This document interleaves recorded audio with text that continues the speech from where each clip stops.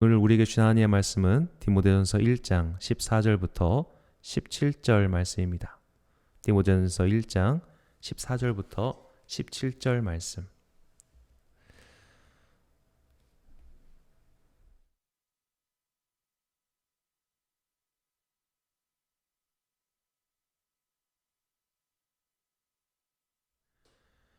이제 봉독하겠습니다. 하나님의 말씀을 경청하십시오.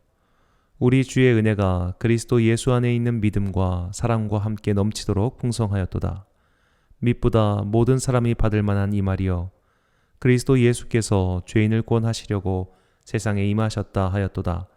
죄인 중에 내가 괴순이라.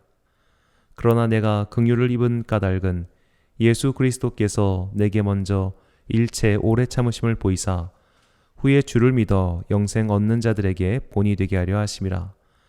영원하신 왕 곧 썩지 아니하고 보이지 아니하고 홀로 하나이신 하나님께 존귀와 영광이 영원 무궁하도록 있을지어다. 아멘. 아름다운 그 소식이라는 제목으로 하나님의 말씀 선포하겠습니다. 각종 뉴스 매체를 통해 세상의 소식을 듣다 보면 기분 좋고 상쾌한 소식보다는 안타깝고 끔찍하고 기분 나쁜 소식이 더 많습니다. 이런 소식을 계속 접하다 보면 세상이 정말 망조구나, 더 나빠지고 있구나라는 생각이 들기도 합니다. 하지만 세상은 예나 지금이나 나쁜 일들이 참 많이 일어나고 있었습니다.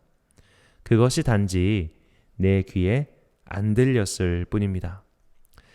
통계청 발표 자료에 따르면 강력 범죄에 대항하는 이 여러 5가지 항목이 있는데요. 이 항목의 범죄 숫자는 기록이 발표된 2011년부터 2019년까지 사실 큰 차이가 없었습니다. 내용이 달라지고 종류가 바뀌었을 뿐 여전히 우리가 사는 세상은 죄악이 만연합니다. 엄청나게 증가한 인터넷 미디어는 세상에서 일어나는 이야기를 속속 우리에게 전달합니다. 기본적으로 미디어는 사람들의 이목을 끌 수 있는 이야기를 실어야 자기들도 살아남을 수 있습니다. 그래서 이런 강력 범죄에 대한 소식을 더 많이 전달합니다. 이런 소식을 계속해서 듣다 보면 불안증이 생기고 공포가 지배합니다. 세상이 온통 악화 일로인 듯 보입니다. 그러나 우리가 인류의 역사를 되돌아보면 세상이 점점 악해지고 있다는 주장에 동의할 수 없습니다. 세상은 원래부터 악했습니다. 사람을 죽여도 처벌받지 않는 세상이 있었습니다. 피부색이 다르고 출신이 다르다는 이유만으로 사람을 짐승 취급하던 때도 있었습니다. 사르키 바트만이라는 남아프리카 코아족 출신의 여성이 있었습니다. 그녀는 1789년에 태어났습니다. 그녀는 10대 후반 영국의 백인 정찰대에게 납치당해 영국으로 끌려갑니다. 1810년 런던에서 그녀는 아프리카 희귀종으로 소개됩니다. 5년 후 그녀는 프랑스로 팔려갑니다.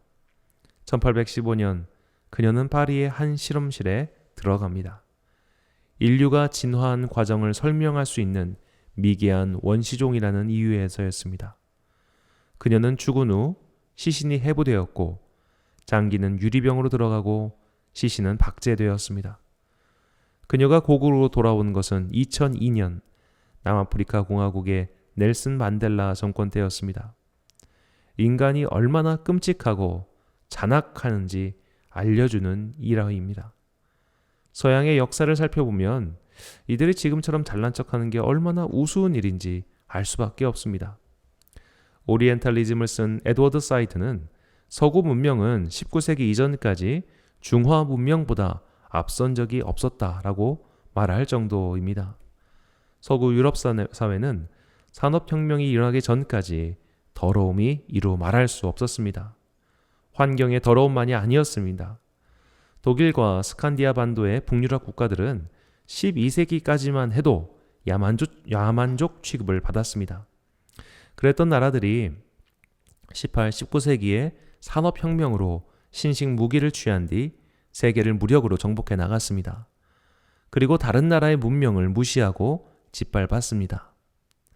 개인이 개인에게 행했던 강력 범죄는 줄어들었는지도 모릅니다.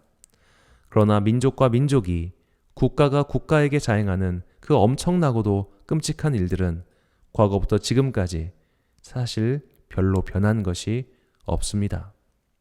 2019년 5월 기준 전 세계 분쟁 지역 지도입니다. 누적 사망자가 아프가니스탄의 경우 무려 200만 명이나 됩니다.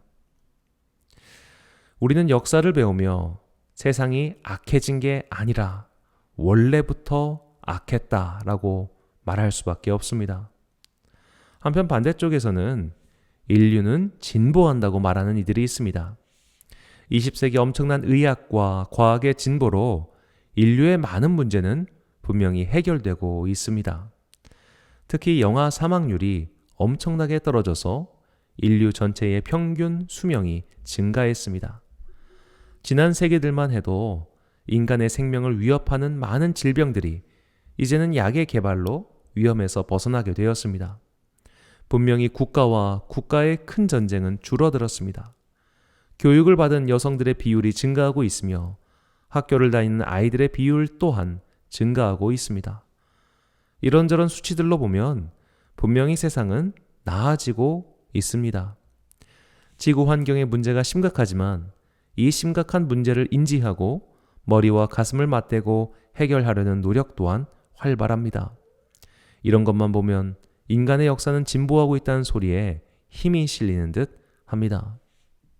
하지만 엄청난 빈부의 격차, 그리고 허상의 숫자 위에 세워진 경제는 근본적으로 우리가 사는 세상이 빈약한 터전 위에 있음을 증명합니다. 은행을 생각해 보겠습니다. A라고 하는 사람이 은행에 돈을 맡깁니다. 은행은 그 돈을 B라는 사람에게 대출해 줍니다.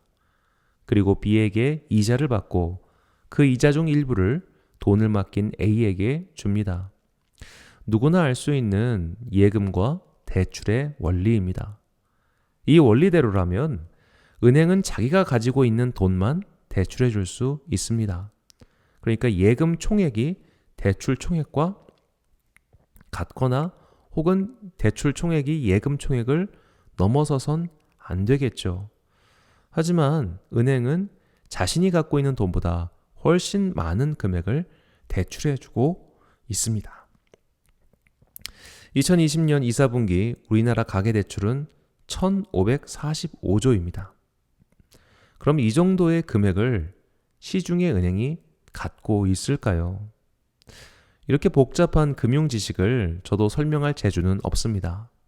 한 가지 확실한 것은 경제는 신용이라는 허상 위에 춤추고 있을 때가 너무나 많다는 겁니다. 이것을 보여주는 것이 미국발 경제위기, 소위 서브프라임 모기지 사태입니다. 이 금융경제는 저 같은 문외한이 설명하기엔 너무나 복잡합니다.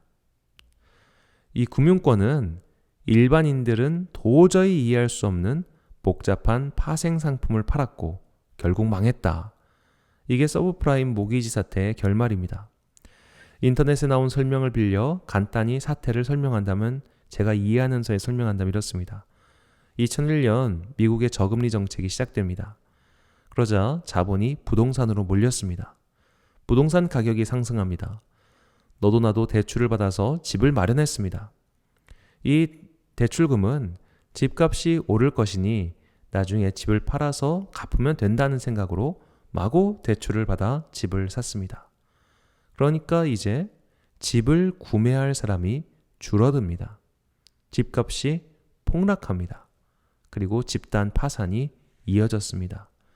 이 과정이 7년 동안 이루어진 것이죠. 자, 이런 식입니다. 이런 일들을 볼 때 인류가 과연 진보하고 있다고 말할 수 있을까요?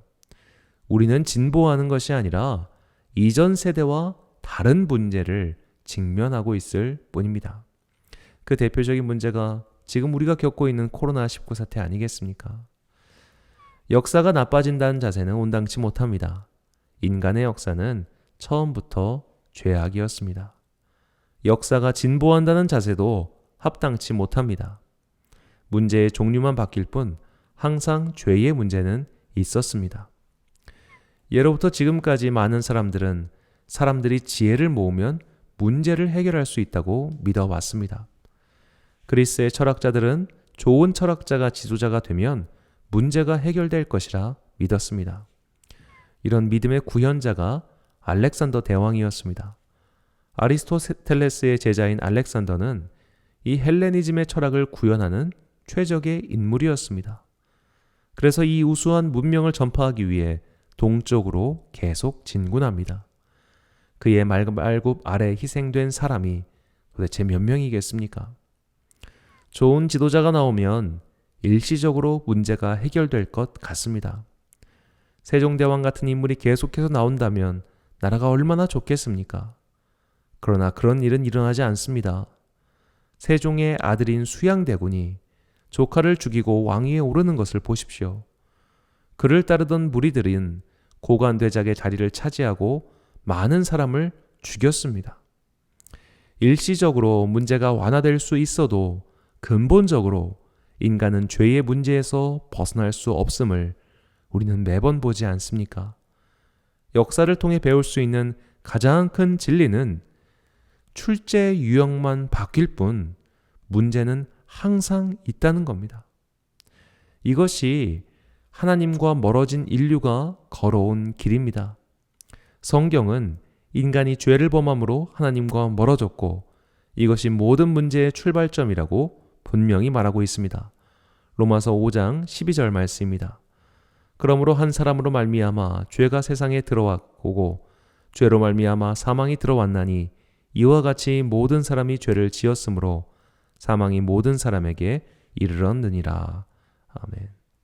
사망은 한 개인의 죽음을 뜻하기도 하지만 모든 죄의 결과를 가리키는 말이기도 합니다. 죄로 인해 하나님과 멀어진 인류는 서로를 착취하고 괴롭히고 죽였습니다. 성경은 이 과정을 담담하게 보여주고 있습니다. 심지어 하나님께서 직접 그들을 구원하셔도 인간은 여전히 인간으로 남은 채 죄를 저질렀습니다. 인류의 두 번째 시조는 노아입니다. 노아의 자손만 빼고 모든 생명이 멸절되었습니다. 새로운 인류는 노아의 후손으로 세상에 뻗어나갔습니다. 그렇게 세상으로 뻗어나간 인류가 모여서 한 일이 바벨탑을 쌓은 겁니다. 하늘에 닿을 탑을 쌓겠다는 어리석음, 영원히 그들의 이름을 남기고 권력의 탑을 쌓겠다는 이 어리석음을 하나님이 심판하셨습니다. 이것이 하나님의 구원을 받아 새로운 출발을 하게 된 인류가 범한 일입니다. 새롭게 시작했지만 이전과 다를 것이 없었습니다. 자신에게 피해를 입힌 자들에게는 77배나 되는 벌을 내리겠다는 람에게 노래와 다를 것이 하나도 없는 일이 벌어졌습니다. 노아, 아브라함, 모세, 다윗처럼 하나님의 적극적인 개입과 은혜로 구원받은 자들과 그들의 후손도 결국 죄의 결과에서 벗어나지 못했습니다. 잃어버린 유월절 계명을 지키고 하나님 말씀에 가장 순종했던 왕은 히스기야입니다. 그러나 그의 아들 므낫세는 유다 역사 최악의 왕이었습니다. 이게 인류의 반복되는 역사입니다. 설령 우리 세대는 과학과 의학의 진보를 통해 단맛 나는 열매를 맛볼 수 있을지도 모릅니다. 그러나 우리 다음 세대는 반드시 다른 문제를 맞이하게 될 것입니다. 우리가 히스기야의 시대를 살 수 있어도 다음 세대는 므낫세의 시대를 살 수도 있습니다. 영원한 평화, 영원한 상승, 영원한 진보는 결코 없습니다.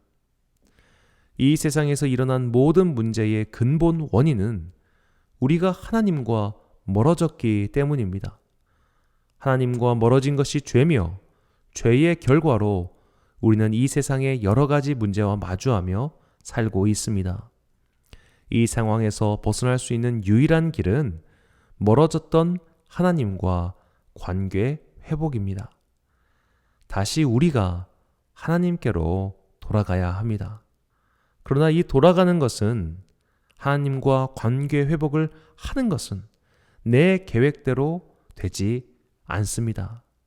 왜냐하면 이 간극, 하나님과 멀어진 우리의 사이를 인간의 힘으로 뛰어넘을 수 없기 때문입니다. 출애굽기를 보면 하나님의 임재 장면이 3번 나옵니다. 호렙산의 떨기나무, 시내산의 임재, 성막의 임재입니다. 떨기나무 앞에서 모세와 만나셨을 때 하나님께서는 이렇게 말씀하십니다. 출애굽기 3장 4절에서 5절입니다. 여호와께서 그가 보려고 돌이켜 오는 것을 보신지라 하나님이 떨기나무 가운데서 그를 불러 이르시되 모세야 모세야 하시매 그가 이르되 내가 여기 있나이다. 하나님이 이르시되 이리로 가까이 오지 말라. 내가 선 곳은 거룩한 땅이니 내 발에서 신을 벗으라. 하나님께서는 모세에게 가까이 오지 말라고 경고하십니다. 인간은 하나님께 가까이 갈 수 없습니다. 가면 죽습니다. 존재를 유지하지 못합니다. 태양을 향해 날아간 이카루스가 땅에 떨어지듯 인간은 신을 볼 수도 없고 인지할 수도 없습니다. 그 거대한 존재에 다가가면 정신을 잃어버립니다. 형체를 유지할 수 없습니다. 이 우주에서 가장 강한 끌어당기는 힘을 가진 블랙홀 앞에 가면 별조차도 사라지듯 하나님 앞에 감히 인간이 설 수 없습니다. 똑같은 말씀이 시내산의 이스라엘 백성들에게도 내립니다. 출애굽기 19장 20에서 22절입니다. 여호와께서 시내산 곧 그 산 꼭대기에 강림하시고 모세를 그리로 부르시니 모세가 올라가매 여호와께서 모세에게 이르시되 내려가서 백성을 경고하라. 백성이 밀고 들어와 나 여호와에게로 와서 보려고 하다가 많이 죽을까 하노라. 또 여호와께서 여호와에게 가까이 하는 제사장들에게 그 몸을 성결히 하게 하라. 나 여호와가 그들을 칠까 하노라. 인간은 하나님께 가까이 갈 수 없습니다. 이게 얼마나 속 터지는 상황입니까? 하나님을 만나야, 하나님께 가까이 가야 문제가 해결되는데, 하나님을 만나야 이 고통에서 벗어날 수 있는데 너희는 가까이 오지 말라고 하십니다. 오면 죽을 거라고 하십니다. 이렇게 하나님과 멀어졌고 심지어 눈앞에 있는데도 가까이 갈 수 없는 답답한 상태입니다. 그러나 하나님은 인간에게 자비를 베풀어 주셨습니다. 그들이 감히 넘을 수 없는 그 간극을 하나님을 만날 수 있도록 도와주신 장소, 그것이 바로 성막이었습니다. 출애굽기 40장 34절과 38절을 새번역 성경으로 읽겠습니다. 그때의 구름이 회막을 덮고 주님의 영광이 성막에 가득 찼다. 그들이 길을 가는 동안에 낮에는 주님의 구름이 성막 위에 있고 밤에는 구름 가운데 불이 있어서 이스라엘 온 자손의 눈앞을 밝혀 주었다. 아멘. 하나님께서 성막에 임재하셨습니다. 그래서 이스라엘 백성은 임재하신 하나님과 동행할 수 있었습니다. 우리가 갈 수 없으니 그분이 오신 겁니다. 이런 자비의 기적이 바로 성막과 성막에서 드리는 제사였습니다. 이스라엘 민족을 위한 성막과 제사 제도가 사라진 이후에 하나님께서는 온 인류를 위한 성전과 제사를 마련해 주셨습니다. 그분이 바로 예수 그리스도이십니다. 히브리서 7장 24절에서 28절을 새번역 성경으로 읽겠습니다. 그러나 예수는 영원히 계시는 분이므로 제사장직을 영구히 간직하십니다. 따라서 그는 자기를 통하여 하나님께 나아오는 사람들을 완전하게 구원하실 수 있습니다. 그는 늘 살아계셔서 그들을 위하여 중재의 간구를 하십니다. 예수는 이러한 제사장으로 우리에게 적격이십니다. 그는 거룩하시고 순진하시고 순결하시고 죄인들과 구별되시고 하늘보다 높이 되신 분입니다. 그는 다른 대제사장들처럼 날마다 먼저 자기 죄를 위하여 희생제물을 드리고 그 다음에 백성을 위하여 희생제물을 드릴 필요가 없습니다. 그는 자기 자신을 바치셔서 단 한 번에 이 일을 이루셨기 때문입니다. 사람들에게 약점이 있어도 율법은 어쩔 수 없이 그들을 대제사장으로 세우지만 율법이 생긴 이후에 하나님께서 맹세하신 말씀은 영원히 완전하게 되신 아들을 대제사장으로 세웠습니다. 예수님께서 죄의 문제를 해결하기 위해 오셨습니다. 하나님과 멀어진 인간들, 즉 죄인인 우리를 위하여 오셨습니다. 그래서 감히 넘을 수 없는 그 거리를 넘을 수 있도록 다리가 되어 주셨습니다. 사도 바울은 이 진리를 감격의 언어로 표현합니다. 오늘 본문 15절 말씀입니다. mit보다 모든 사람이 받을 만한 이 말이여 그리스도 예수께서 죄인을 구원하시려고 세상에 임하셨다 하였도다. 죄인 중에 내가 괴순이라. 아멘. 사도 바울은 보통 사람들의 눈에 볼 때 절대로 죄인 중에 괴수가 아닙니다. 그는 율법에 따라 정결한 삶을 살았습니다. 사람이 할 수 있는 최대의 노력으로 그 간극을 넘어 하나님과 접촉하려고 한 사람입니다. 죄의 문제로 고민하며 그 간격을 넘어가 보려고 한 사람입니다. 그런 자가 자기 자신이야말로 죄인 중에 괴수라고 말합니다. 그만큼 감격적이고 놀라운 사건이 예수 그리스도의 은혜입니다. 이것이 복음입니다. 모든 인류에게 미치는 복된 소식입니다. 내가 노력해서 얻을 수 있다면 그것은 보상이지 복음이 아닙니다. 하나님의 율법에 따라 선하게 산 사람들이 얻을 수 있는 보상이라면 그것은 그냥 주신 은혜가 아닙니다. 이제 그리스도 예수를 믿는 사람들, 그분이 나의 주님이라고 고백하는 자들에게는 이 복음의 선물이 값없이 주어졌습니다. 사도 바울은 이것을 깨달았습니다. 그래서 은혜의 복음을 사람들에게 전했습니다. 죄의 문제, 인간의 문제를 스스로 해결해 보기 위해 발버둥 쳐봤지만 그것으로 안 된다는 것을 깨달은 사람은 이 복음 앞에 감격할 수밖에 없습니다. 히포의 주교였던 아우구스티누스도 이것을 발견했습니다. 그는 인간의 내면의 문제를 해결해 보고 싶었습니다. 내면에서 자신을 괴롭히는 죄와 고통의 문제를 해결해 보고 싶었습니다. 그래서 철학을 배웠습니다. 그래서 이교도인 만이교에도 가입해 봤습니다. 그러나 해결되지 않았습니다. 결국 그도 그리스도 예수의 복음을 만났을 때 참 평화와 자유가 찾아왔습니다. 마르틴 루터도 그런 사람이었습니다. 친구의 죽음을 목도한 루터는 죄를 심판하시는 하나님이 너무나 무서웠습니다. 그래서 죄를 짓지 않기 위해 발버둥을 쳐봤습니다. 그럴수록 죄의 사슬이 그를 더욱 꽁꽁 싸맸습니다. 20년 동안 그는 아우구스티누스 수도회의 수도승이었습니다. 하지만 수도승의 처절한 삶도 그를 죄의 문제에서 벗어나게 해주지 못했습니다. 오직 복음, 그리스도 예수를 믿는 믿음만이 하나님과의 관계를 회복시켜주는 유일한 길이라는 것을 깨달았을 때 그는 자유함을 얻었습니다. 이것이 중생, 거듭남의 은혜입니다. 이 은혜는 노력으로 주어진 것이 아닙니다. 선천적으로 타고나는 것도 아닙니다. 능력 있는 자는 받고 능력 없는 자는 얻지 못하는 것도 아닙니다. 오직 주의 이름을 부르는 자에게 다 선물로 주십니다.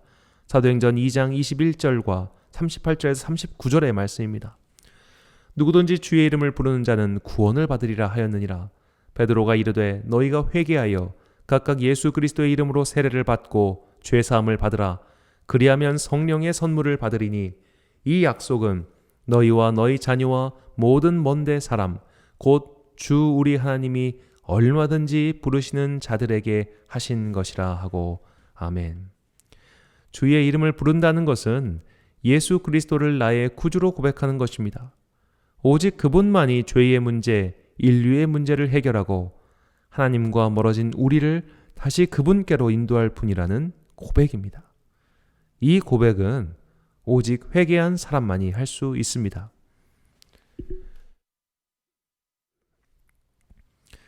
우리는 죄에서 회개하여 돌아가야 합니다. 또한 인간이 스스로의 힘으로 무언가를 할 수 있다는 행동주의에서도 회개해야 합니다. 우리는 우리의 무익함을 고백하고 나의 의지와 능력을 하나님 앞에 내려놓을 때 하나님께서 우리를 사용하셔서 죄악 세상의 등대가 되게 하십니다. 하나님께서는 우리가 희망 없는 상태에 머물길 원하지 않으십니다. 세상은 썩었어. 아무것도 할 수 없어. 인간은 다 악해 빠졌어. 나는 가만히 있을 거야. 이렇게 죄 앞에서 무기력하게 있는 것을 하나님은 기뻐하지 않으십니다. 죄와 싸우십시오. 그리스도 예수의 복음으로 죄의 권세와 싸워 승리하십시오. 예수님을 통해 하나님께 가까이 갈 때 우리를 무기력하게 억누르는 죄의 권세를 물리칠 수 있습니다. 하나님은 우리의 힘으로 악과 싸워 이길 수 있다며 교만하게 행동하는 것을 기뻐하지 않으십니다. 우리의 힘으로 바벨을 쌓고 우리의 힘으로 성전을 짓고 우리의 힘으로 인류를 구원시킬 수 있다는 거대한 착각에 빠지지 마십시오. 우리가 사는 21세기는 무한 긍정의 시대인 것 같습니다. 할 수 있다는 구호가 넘쳐납니다. 그러다 보니 신학의 영역에서도 이상한 할 수 있다는 구호가 넘실거립니다. 열심히 교육받고 봉사하면 성령님을 만나고 죄의 문제를 해결받고 새 사람이 될 수 있다란 행동주의, 공로주의 신앙이 많이 퍼져 있습니다. 아무리 신앙 프로그램을 많이 이수했어도 죄의 문제를 해결할 수 있는 것이 아닙니다. 성경을 수백 번 읽어도 죄의 문제가 해결되는 것이 아닙니다. 예수님 당시 그 누구보다도 성경 말씀을 잘 알고 있었으며 신앙 훈련을 열심히 했던 사람들이 바리새인들이었습니다. 그런 바리새인들은 예수님은 외식하는 자들이라고 하셨습니다. 우리의 힘으로 자신을 그리고 인류를 더 좋은 곳, 더 높은 곳, 더 빛나는 곳으로 인도할 수 있다는 우상 숭배를 타파해야 합니다. 사랑하는 로뎀 교회의 성도 여러분, 세상에 만연한 악에 기죽지 마십시오. 악의 현실 때문에 좌절하지도 마십시오. 이 세상은 썩었어라고 염려하며 실망하며 세상과 등을 돌리게 하는 것은 마귀의 책략입니다. 하나님께서 이 창조 세계를 사랑하셔서 그의 아들 예수 그리스도를 보내셨습니다. 모든 악은 그리스도 예수 앞에서 이미 패배하고 사라졌습니다. 그리스도인은 염세적인 세계관에 갇힌 사람이 아닙니다. 그리스도의 십자가 승리를 바라보십시오. 우리 주님께서 악의 권세를 이미 이기셨고 죄의 문제를 이미 해결하셨다는 것을 꼭 기억하시고 이 세계에 복음을 전하시길 바랍니다. 무엇보다 인류의 지혜와 힘을 모아 이 세계의 문제를 해결할 수 있다는 낙관론에 속지 마십시오. 그것은 인류를 신의 반열에 올리고자 하는 교만과 우상 숭배가 혼합된 죄악입니다. 인간은 절대 스스로를 구원할 수 없습니다. 일시적으로 문제가 해결될 것처럼 보여도 히스기야의 평안 후 므낫세의 죄악이 이어진 것처럼 결국 인류는 새로운 문제에 봉착하고 말 것입니다. 우리를 죄의 문제에서 죄의 문제로 파생된 수많은 문제에서 해결해 주실 분은 오직 그리스도 예수뿐입니다. 그분만이 하나님과 멀어진 우리를 구원하셔서 우리를 끈덕지게 괴롭히는 죄의 사슬에서 해방시켜 주십니다. 이 주님의 이름을 부르는 모든 자들에게 구원이 임하게 될 것입니다. 하나님의 복음 예수 그리스도를 나의 구주로 영접하고 고백하며 우리의 영혼을 괴롭히는 죄의 문제로부터 구원받는 여러분과 제가 되길 간절히 소원합니다. 기도하겠습니다. 사랑과 은혜가 풍성하신 아버지 하나님, 하면 된다, 할 수 있다는 거대한 착각 속에서 살았습니다. 열심히 노력하면 의인이 될 수 있으리라 생각했습니다. 함께 힘을 모아 죄로 망가진 세상을 고칠 수 있으리라 생각했습니다. 우리의 교만을 용서해 주옵소서. 세상도 악하고 인간도 악하고 그래서 희망이 없다고 생각했습니다. 그래서 세상에 관심을 끄고 나에게만 몰두했습니다. 하나님께서 사랑하신 세상을 외면하고 나만을 위해 살았던 죄를 용서하여 주옵소서. 죄로 인해 망가진 세상을 다시 돌릴 방법은 오직 하나님께 돌아가는 것 외에는 없음을 잊지 않게 하옵소서. 다른 이가 아닌 나로부터 예수 그리스도를 나의 주님으로 고백하며 회개합니다. 주님께로 돌아섭니다. 이렇게 한 사람 한 사람이 주님께로 돌아가는 것이 유일한 문제의 해답임을 깨닫게 해주셔서 감사합니다. 희망이 없다는 자들에게 그리스도의 복음을 전하게 하옵소서. 뭐든지 할 수 있다는 교만한 자들에게 그리스도의 복음을 전하게 하옵소서. 예수 그리스도께서 하나님과 인간 사이를 연결해 주셨으며 죄를 회개하고 주님을 영접하는 자는 모두 구원을 얻는다는 이 복음의 소식을 항상 잊지 않고 전하는 주님의 사람들이 되게 하옵소서. 그렇게 변화된 자들을 통해서만 하나님 나라가 이 땅에서 이루어질 줄 믿습니다. 변화될 우리를 사용하시어 주님의 뜻을 이루시옵소서. 이 모든 말씀 우리에게 복음을 주시려 이 땅에 오신 예수 그리스도의 이름으로 기도합니다. 아멘.